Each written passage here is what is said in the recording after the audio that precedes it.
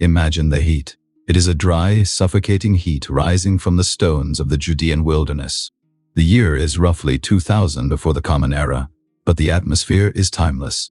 On a dusty ridge, an old man is climbing. His name is Abraham. He is over 100 years old, his skin weathered by a century of desert sun, his legs trembling not from age, but from the weight of the task ahead.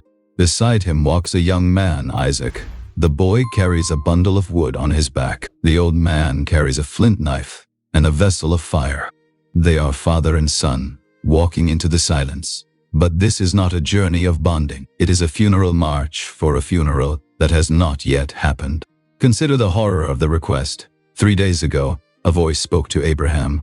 It was a voice he had spent his life following, a voice that had promised him land, legacy, and descendants as numerous as the stars. But now, that same voice has turned against its own promise. The command was specific, brutal, and terrifyingly clear. Take your son, your only son, whom you love, and offer him as a burnt offering. There is no explanation given, no reason, no justification, just a command to destroy the very future he was promised. And the most chilling part of the narrative is not the command itself, but Abraham's reaction. Silence. In the ancient texts, Abraham, the man who once argued with God to save the wicked cities of Sodom and Gomorrah, does not say a single word of protest to save his own son. He simply saddles his donkey and goes. This brings us to the edge of a precipice that has haunted philosophers, theologians, and psychologists for 4,000 years.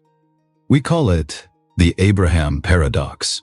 At what point does profound devotion cross the line into clinical insanity?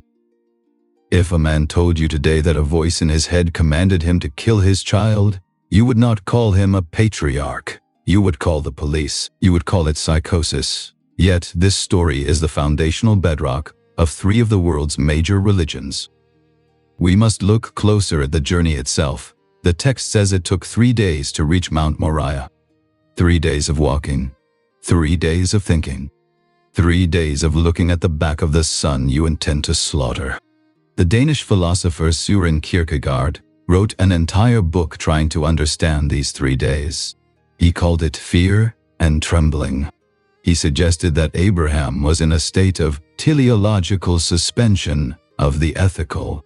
This is a complicated way of saying that sometimes a higher purpose demands that we suspend our human understanding of right and wrong.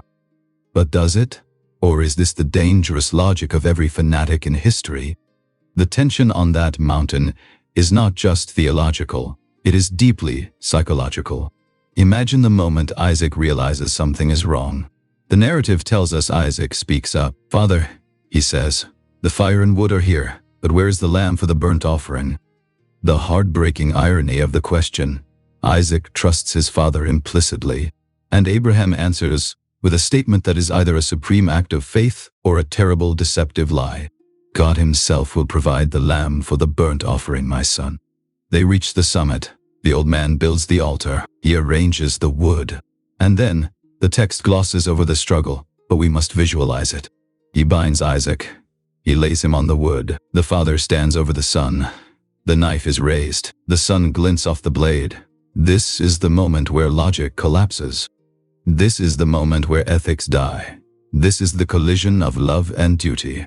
To truly understand the friction of this moment, we must pause the narrative and step into the minds of those trying to make sense of it. Let us listen to 2 perspectives, a dialogue of the mind, dissecting the sanity of the patriarch. You have to admit, looking at this objectively, it's madness. It is the textbook definition of a psychotic break. The man hears voices. He is willing to murder his own child. There is no morality here. If he goes through with it, he's a monster. If he doesn't, he's a failed fanatic. You are looking at it through the lens of modern law, not ancient spirit. It isn't about the killing. It's about the surrender. Abraham knew God was good. He knew God promised him a lineage through Isaac. The test wasn't, will you kill? The test was, do you trust me enough to believe I can fix this? Even if you kill him? It's a paradox. He believed he would walk down that mountain with Isaac, even if he had to strike him down first. That is a terrifying standard for sanity. I will kill you because I trust it will work out. That is the logic of terrorists. That is the logic of cult leaders. If faith requires you to shut off your conscience, then faith is a defect. The ethical thing to do was to say no, to say, I will not kill an innocent, even if God commands it. That would have been the real test. Maybe he failed the test by saying yes. But if he understands God as the source of all ethics, then defying God is the unethical act. That is the terror Kierkegaard talked about. Abraham can't explain this to anyone. He can't tell Sarah. She'd stop him. He can't tell Isaac. He'd run. He is completely alone in the universe with his duty. That isn't madness. That is the heaviest burden a human soul has ever carried. It's trauma, pure and simple, and look at the cost. Even if he doesn't kill the boy, do you think Isaac ever looks at his father the same way again? Do you think they walk down that mountain holding hands? You can't unraise a knife. The trust is broken, whether the blade falls or not. Perhaps, or perhaps the trust is solidified because they both survived the fire. They stared into the abyss of the divine will, and they came back. It's not comfortable. It's not safe. But the sacred is never safe. It is a fire that burns everything that isn't true. Or it's just a fire that burns. Let us return to the ridge. The hand is frozen in the air. The muscles are tensed. The will is set. Abraham has effectively already killed his son in his heart. The physical act is a mere formality. And then, the intervention. An angel calls out from the heavens. Do not lay a hand on the boy. We breathe a sigh of relief. The camera pulls back. Our ram is caught in a thicket by its horns. The substitute is found. The boy is untied. The blood of the animal is spilled, instead of the blood of the son. It is the happy ending we are told in religious schools. Faith is rewarded. The test is passed. But, is it? If we read the documentary evidence of the text with a critical eye, the ending is far more ambiguous and far more tragic.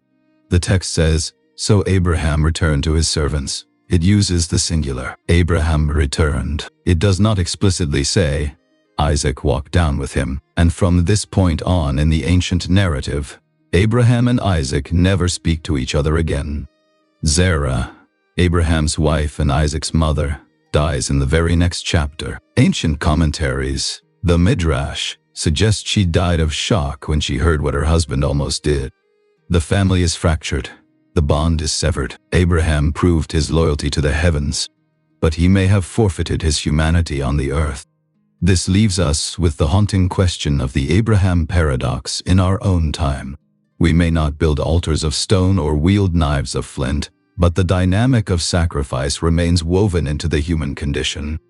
We are constantly asked to sacrifice the things we love for the things we believe in. We see it in the parent who sacrifices their relationship with their child for the sake of strict ideology or tradition. We see it in the soldier commanded to suspend their personal ethics for the sake of national duty.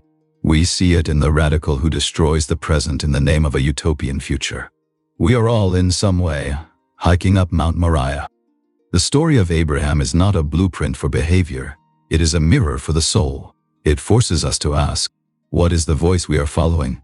And if that voice demanded the thing you love most, would you have the strength to obey? Or, perhaps more importantly, would you have the courage to refuse? Maybe the true test on the mountain was not whether Abraham could sacrifice his son, but whether he could understand that a God of life would never require death. Maybe the tragedy is that he picked up the knife at all. As the wind sweeps over the barren rocks of the modern Middle East, the dust of that ancient drama still hangs in the air. The ram is gone. The fire is out. But the question remains, burning as hot as the desert sun. Is faith the suspension of reason? Or is it the struggle to find meaning when the universe demands the impossible? The answer, much like the silence on that mountain, is ours to interpret.